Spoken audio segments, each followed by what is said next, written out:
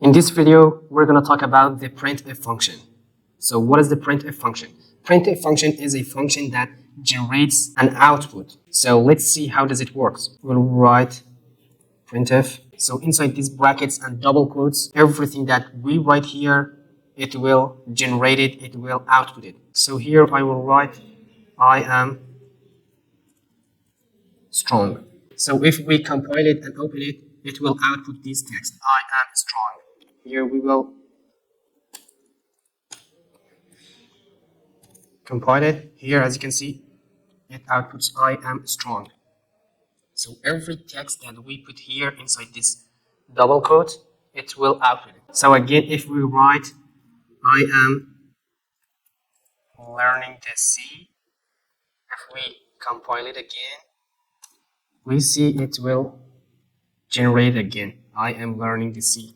Every text that we write inside this double quote, it will generate that. Pay close attention that we write printf, open bracket, close bracket, and double quote, and after them we put a semicolon. We write printf, open bracket, close bracket, and double quote, and after all of them we have to put a semicolon. So let's write hello world. If we compile it, as you can see, it will output this hello world. So let's clear this semicolon here and we compile it again. As you can see, it returns an error. It says in the line 5, here we have in line 5. So here we are in line 5. In line 5, errors expected semicolon before return.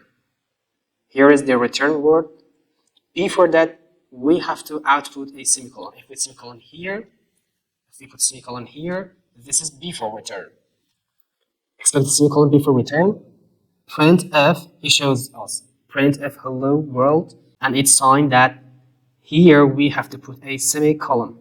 So here we put a semicolon and compile it again. As you can see, it compiled correctly without any error. So if we run it again, as you can see, it printed hello world.